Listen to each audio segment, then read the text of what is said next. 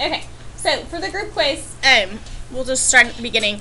On number 1, okay, it says the value 25C2 is equivalent to which of these? So there's a couple different ways you could do this, okay? You could know the actual formula. So 25C2, the combination formula is NCR is equal to the big number factorial divided by the little number factorial and the difference n minus r factorial. Okay, so you could take this, excuse me, and know that it's equal to 25 factorial over 2 factorial, 23 factorial. Okay, and then you can figure out what all of these are equal to and you can match them up. Or you could use your calculator. Okay, is there any way you think that a combination would be equivalent or equal to a permutation? No. So automatically, you should eliminate those answers. Okay, there's absolutely no way you would get these. Okay, so that's the worst one you could ever pick, those two. Now, which of these looks more likely? Do you ever have the little number on the left and the big number on the right? No. So even if you had no idea how to do this problem, you should be able to at least, by process of elimination, get the right answer. Okay, so it should be B. And the reason that works is because 25C23 is actually 25 factorial over 23 factorial, 2 factorial, and these are exactly the same. The numbers are just switched on the bottom, but they're still multiplying, so it doesn't change the order of operation. Okay. Number 2, how many terms are in the expansion of the binomial? What's the rule for figuring out how many terms? Exponent number and do what? Plus 1. Add 1. So how many terms are in this expansion? 7 terms. That's it. Okay, state the first and the last term. So the first and the last term, how many terms would there be anyways? There would be 4. Okay, so 1, 2, 3, 4. I'm only concerned with the first one and the last one. So here, your first term is doing what? Is it increasing or decreasing in exponent value? The first term is decreasing, so you'd have 4x, and it starts to what power? 3. The third. Okay, then you'd have 4x to the second, 4x to the first, and this is 4x to the 0 power. What is the second term doing? Increasing or decreasing? Increasing. So this would be negative y, starts to the 0, then it'd be the first, the second, and this one will be negative y to the third. Then we put in our Pascal's triangle coefficients. What's the first coefficient always? 1. A 1. And what's the last coefficient always? A 1. Okay? So then if you clean these up, this is really going to be 1 times 4 to the third. What's 4 to the third power? 64 times x to the third times what's negative y to the 0 power? A 1. So if you multiply all those together, your first term would be 64x cubed. 64x to the third. Okay? Then the last term, you just write and, or you can put a comma. Okay? Don't put a plus or minus or anything like that. So your first term would be 64x to the cubed, x to the third, excuse me. And the last term, if you simplify this, this is 1 times what's 4x to the 0 power? 1. And negative y to the third power is a negative y to the third. So your first term would be 64x to the third, and your last term is negative y to the third power.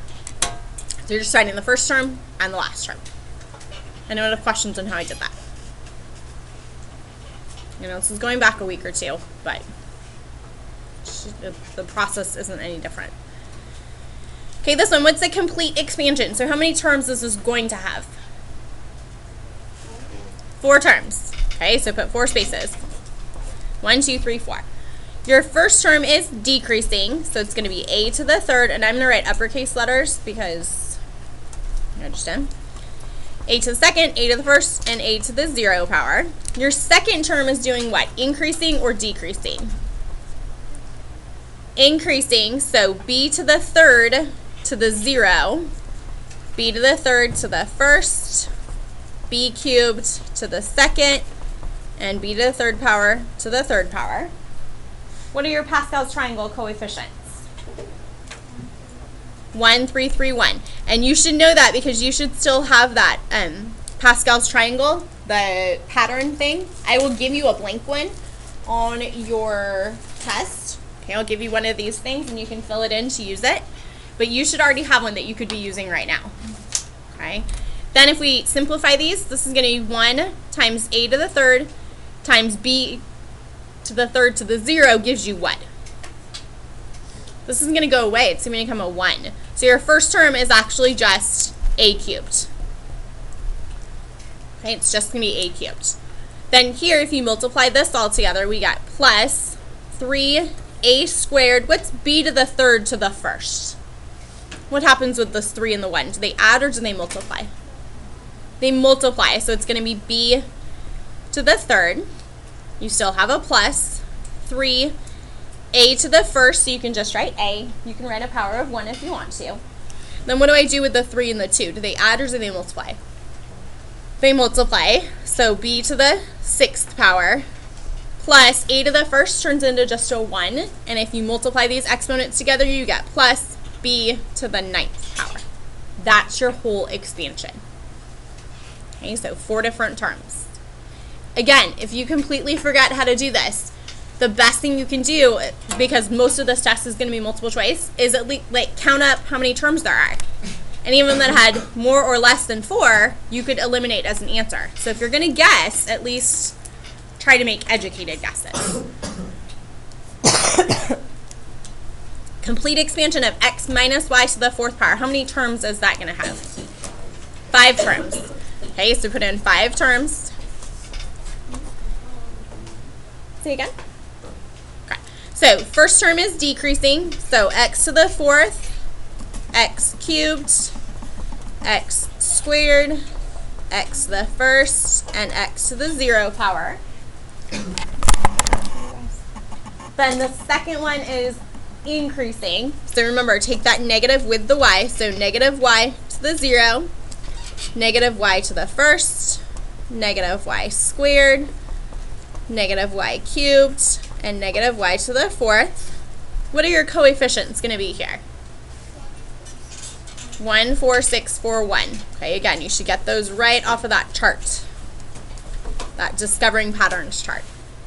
Okay, then when you simplify things, this is really 1 times x to the 4th times another 1. So your first term is just x to the 4th. This is 4 times x to the 3rd times negative y to the 1st. Is this whole term going to be positive or negative? Negative. So minus 4x cubed y.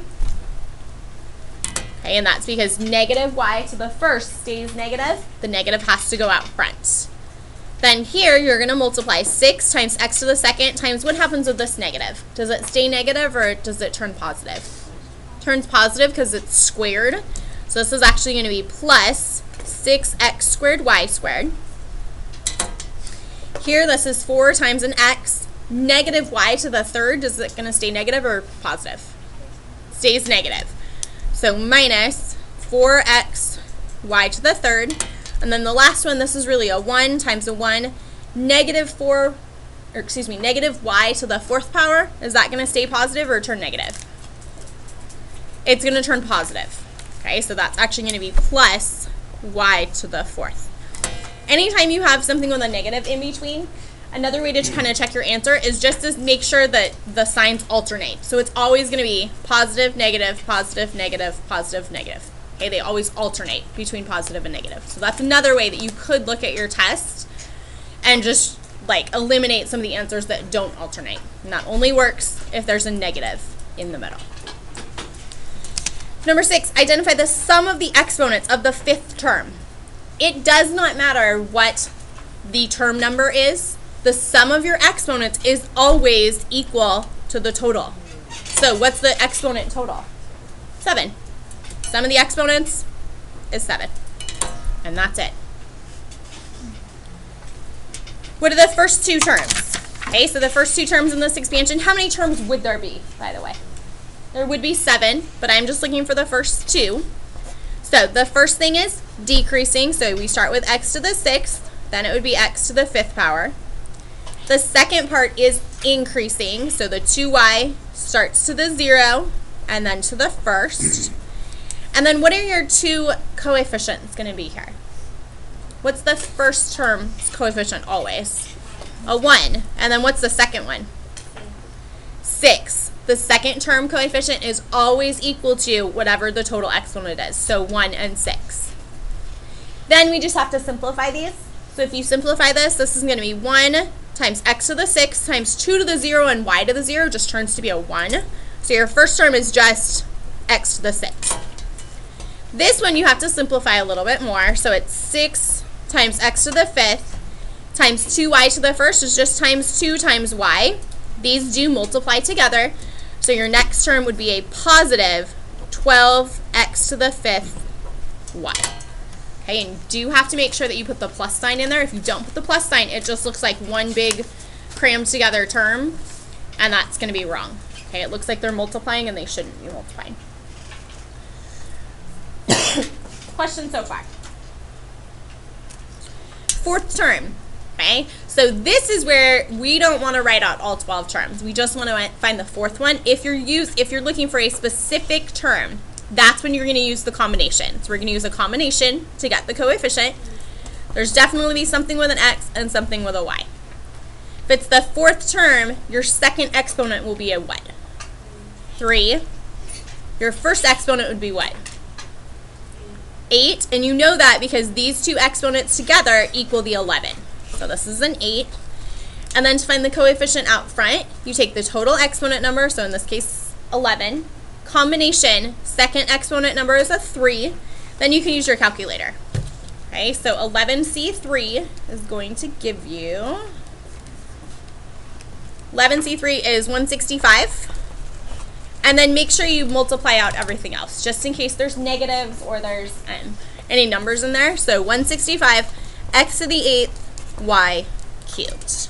And this asks for the whole term, not just the number in front. So 165, x to the 8th, y cubed. And I would always find the full term, and then if it asks for the coefficient, you can just write the number in front. Yes, ma'am? Can you remind me how you find the exponent on How you find the exponent? The second exponent number is always one less than the term number. So if it's the fourth term, your second exponent is a 3. And then these two always added together will equal your total. Okay, almost the exact same thing. Find the fifth term. Okay, so here again, you know you're going to have a combination. You're going to have something on the x and something on the 5y. Okay, if it's the fifth term, your second exponent number will be what? A 4. What's the first exponent number? A 2, because 2 and 4 add to give you 6. And then to find the number in front, total exponent number, combination, second exponent. So if you do that, you're going to get 6c4, that gives you 15. And you're going to multiply it by x squared times 5 to the 4th power. If you do that on your calculator, 5 to the 4th is 625. And then y to the 4th. Again, you have to multiply that all together. You can't just leave it like that. Okay, there's no plus or minus signs or anything like that in there. You multiply it together and that would give you 9375. 9375 x squared y to the 4th. 9375 x squared y to the 4th.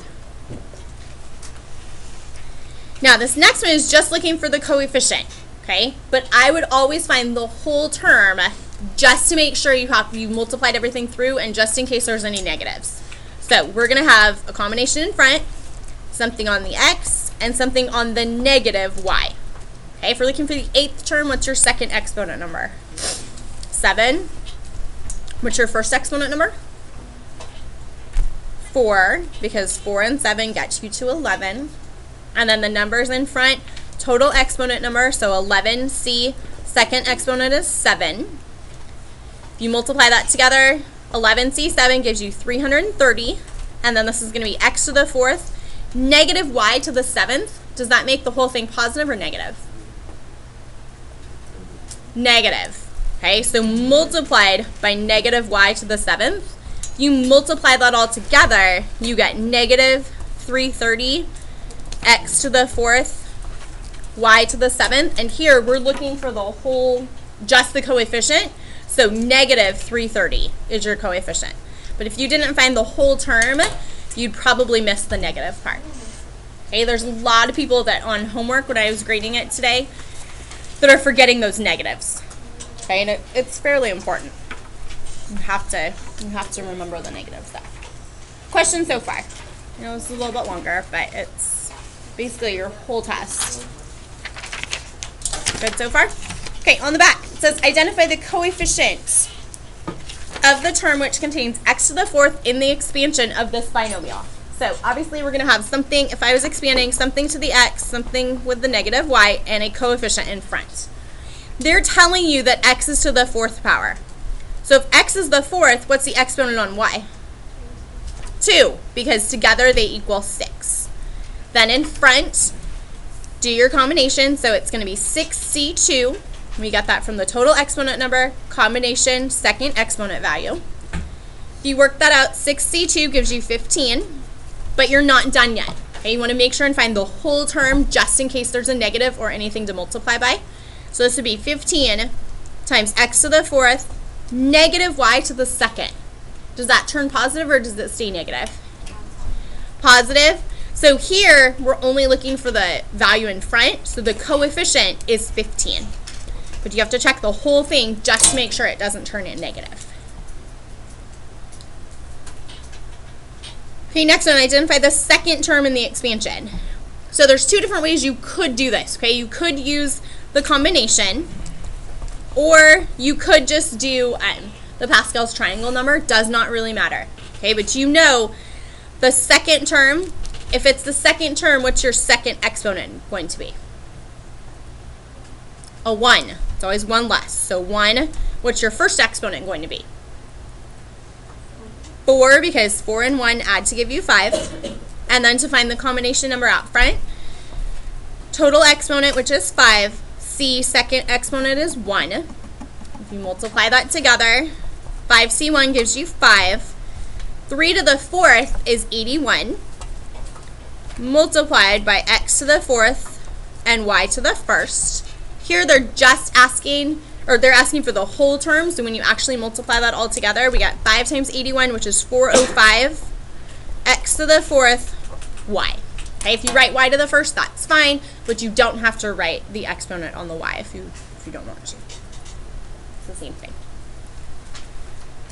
Okay, now we're going to go into the stuff that was from 11.4, so all the standard deviation and variance and mean and all that stuff. Okay, so here it says if the variance of a set of data is 64, what's the standard deviation? What's the last step in finding standard deviation? Take the square root. So square root of the variance, what's the square root of 64? 8. That's it. I'm giving you the variance. You just have to take the square root of it to find the standard deviation. Number 14. This is almost exactly the same as a test question. So I know you don't like to read during math, but you have to a little bit here. It says, many trains passed through Fresno yesterday. A representative from the city counted the cars from each train. She reported 65 as the mean. So remember, mean is the average. So there's trains going through Fresno. On average, there was 65 cars on each of the train, and 6 is the standard deviation. Each train had 5 engines, and the engines were not included in the count. What would be the report if the engines had been included in the count? So basically, if you have an average of 65 cars on each train, but they forgot to add that 5. Or think of it this way, if I added 5% to every one of your scores on a test, what would it do to the average? If I added 5 to everybody, it'd raise it by what? By 5. So whenever you're adding something, literally, you're going to take the mean, you're going to add what they forgot. So if it was 65, what happens to the mean? The mean would turn to be what? 70. You just add it. The mean would be 70. Standard deviation is talking about how spread out the data is. So if I add 5 to everybody's scores, does that change how spread out the scores were? No. Standard deviation stays the same. Okay, so the mean would increase, standard deviation stays exactly the same, which is 6. This one you have to memorize because there's quite a few questions that are asking basically the same thing here. Okay, if something was underreported, you add the mean, leave the standard deviation alone. Okay, leave it exactly the same. For number 15, we're asking you to find the variance. Okay, to find variance, the first thing you have to do is find standard deviation, is find the average. So add all these together. Okay, if you add 9, 3, 7, and 12, you're getting an answer of 31. Okay, divide by however many things you added. So in this case, we're going to divide by 4. Now, technically, this is 7.75. I promise that on your test Friday, you're not going to have any weird decimals like this. You're going to have a nice whole number as your average. Okay, so I'm just going to tell you, we're going to change this to be 8. Okay, let's just say there was a typo in here. The average should be 8 because it's just going to be easier. On your test, I promise the average or the mean will be a nice whole number. Then take each one of these pieces of data and subtract the mean. So 9 minus 8 gives you 1. 3 minus 8 is negative 5. 7 minus 8, negative 1. And 12 minus 8 is 4. Then take each of these pieces of data, or the difference, and square them. So 1 squared is 1. 5 squared is 25. 1 squared is, or negative 1 squared is 1. And 4 squared gives you 16. To find the variance, you add all of these together. So 1, 25, 1, and 16. Add all of those together and then find the average. So take those, add them all together, you got 43. Then divide by how many things you added up. So we added up 4 different things. If you do 43 divided by 4, you're going to get 10.75. Okay, almost always, and for sure on your test, it's going to ask you to round the nearest tenth. So how many decimal places should be in my answer? 1 decimal place. So 10.75 to 1 decimal place is equal to what? 10.8. Okay, and I'm going to write this symbol. This means approximately. Okay, so it's not exactly, but it's really close to being 10.8. Approximately 10.8. So for number 16, it says compare the two sets of data. When comparing data set 1 with data set 2, which statement is true? And it says round to the nearest tenth. So the first thing you want to do is just find the average of these. Okay, so if we're just going to find the average. So if you add 1 plus 3 plus 11, that gives you what? 1 plus 3 plus 11 gives you what? 15 divided by 3, so your mean would be equal to what? Mean is 5. First, just look at the mean and see if we can figure out, like, if we have to go farther. The second set, 4 plus 6 plus 8 gives you what? 18. 18 divided by 3 gives you a mean of what? 6. So automatically, look at these. It says the two data sets have different means and standard deviations. That might still be true. The data sets have the same mean. Obviously not. That one's not right. Data sets 1 and 2 have the same mean. Nope, that's obviously not right. And then the last one, data sets have different means, but the standard deviations are the same. Now, you actually do have to do work, okay? So here, to find, well, do we actually have to do this? What does standard deviation stand for? Standard deviation tells you what? This is in your notes. Standard deviation is actually telling you what about all the data? It's how spread out it is. So if you look at this, 1, 3, and 11, and then look at the second data set, 4, 6, and 8, does one look more spread out than the other? Which one is more spread out, data set 1 or 2? 1. So would you assume that these would have the same standard deviation or different standard deviations? Different. So you don't actually have to do the math part here because it's not asking you for values. You know they don't have the same standard deviation. They obviously don't, they're obviously not as close to each other. So this one, but the standard deviation is the same, doesn't make any sense. Okay, so since this one is more spread out, they would obviously have different standard deviations. So A is the correct answer. So if you understand the definitions of what these things mean, you don't always have to do the math, especially when you're comparing things. Almost done. For number 17, state the steps needed to calculate the standard deviation of a set of data. First step is find the mean.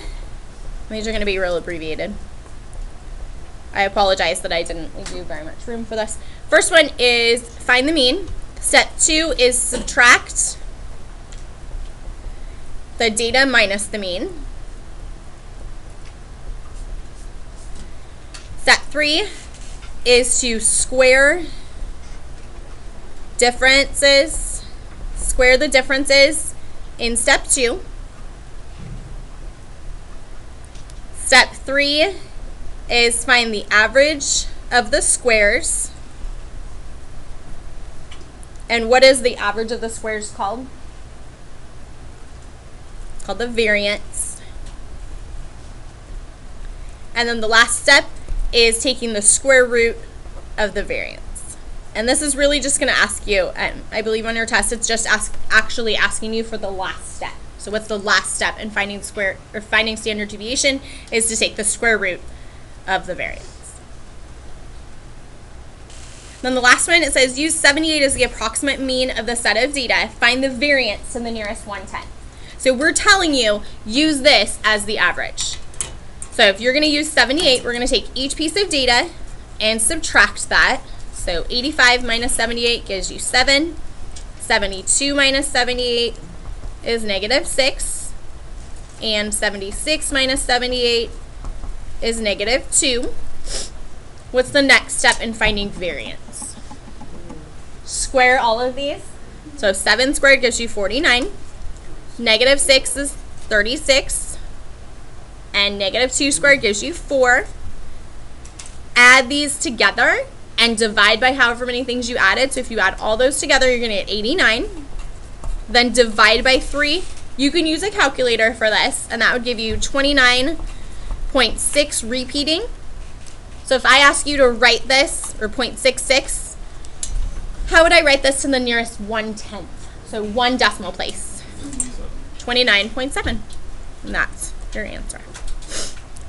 Okay, do you guys have any questions on this unit? Yes. Yes. Yes, ma'am. You do get to use calculators, yes, but none on your phone. You are not allowed to use the calculator on your phone at all. Sam? This first step, find the mean. Oh, fourth, average of the squares, and that's equal to variance. Average of squares. Anybody else have questions?